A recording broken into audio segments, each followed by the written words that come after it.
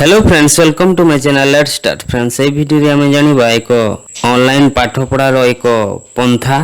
तेबे आसंतु डिटेल जानि नेबा। आरंभ हेबो गोटिए पिला गोटिए पदक्षेप। एटा भुवनेश्वर न्यूज। लॉकडाउन परिस्थिति रे राज्यर सबु शिक्षानुष्ठान बंद रही। ऑनलाइन पाठपढ़ा वर्तमान शिक्षादान एकमात्र माध्यम होइछि। तेबे मोबाइल नथिबा सरकारी विद्यालय रे अध्ययनरत छात्र छात्री निकट रे शिक्षा पहुंचाइबा पई खोर्धा जिल्ला रे विकल्प पंथा निर्धारण करा जाइछि। जिल्लार 30 विद्यालय रे एही विकल्प पंथा रे पाठपढ़ा आरंभ होइछि। खोर्धा जिल्ला रे राज्य रे प्रथम थर व्हाट्सएप ग्रुप गठन करी पाठपढ़ा आरंभ करा जाइतिला। एहार नाम शिक्षा संयोग रखा जाइतिला। एही योजना फलप्रद हेबा द्वारा राज्यव्यापी एहाकू ओडिशा शिक्षा संयोग नाम रे आरंभ करा जाइछि। प्रारंभिक पर्याय रे एहाकू सफलता मिली थिबारु जिला व्यापी एहाकू लागू करबाकू योजना रखा जाइछि बोली जिला शिक्षा अधिकारी कहिसंती। खोर्धा जिल्ला रे वर्तमान 1180 एलिमेंटरी विद्यालय, 295 सेकेंडरी विद्यालय, मोट 7664 ग्रुप गठन करा जाइछि। जिल्ला रे प्राय 66,000 ऊर्ध्व छात्र छात्री ऑनलाइन रे पाठ पढ़ुछंती। ऑनलाइन रे 40% छात्र छात्री पढ़ुथवा बेले 60% विद्यार्थी पाठ पढ़ी पारु नाहंती। याकू दृष्टि रखी जिल्ला रे गोटिए पिला गोटिए पदक्षेप कार्यक्रम आरंभ करा जिवो। एही कार्यक्रम रे विद्यालय रो एंड्रॉइड फोन थाई ऑनलाइन रे पढ़ुथवा किछि विद्यार्थी को मेंटर भाबे नियोजित करा जिवो। प्रति मेंटर अधीन रे मोबाइल न थिबा 4 जन पिलांकू रखा जिवो। एही 4 पिलांकू मेंटर पाठ पढ़िबा क्षेत्र रे सहयोग करिवे।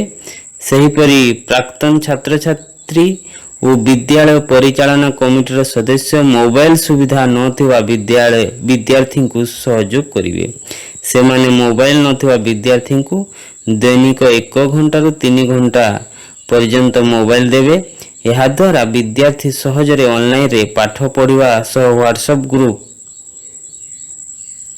रु तथ्य संग्रह करि परिबे। एही कार्यक्रम रे सामाजिक दूरता को गुरुत्व दिया जिवो। वर्तमान बालियांता, भुवनेश्वर, बालीपाटना समेत 30 जिल्लार 30 विद्यालय रे आरंभ करा जाय। जिल्ला रे थिबा अनुन्नत अपहंच अंचल मोबाइल नथिबा विद्यार्थी को विद्यालय पांठी रु अर्थ खर्च करी किछि छात्र छात्री को ऑनलाइन रे दिया जाइथिबा डॉक्यूमेंट रो प्रिंट कॉपी प्रदान करबाकू योजना रखा जाइछि। एहा व्यतीत नियमित भाबे ब्लॉक जिला शिक्षा अधिकारी ऑनलाइन पाठपढ़ार समीक्षा करूछंती। गूगल शीट जरिया रे शिक्षक, सीआरसीसी, हेडमास्टर, बीओ नियमित भावे जिला शिक्षा अधिकारी को रिपोर्ट प्रदान करूछंती। जिला शिक्षा अधिकारी वर्तमान 40% विद्यार्थी ऑनलाइन रे पाठ पढ़ुछंती बोली कहिसंती। अन्य 60% विद्यार्थी को शिक्षा देबाकू पुरातन छात्र छात्री, विद्यालय परिचालन समिति बा एसएमसी रो सदस्य और विद्यार्थी को सहयोग नेबाकू योजना रखुछि।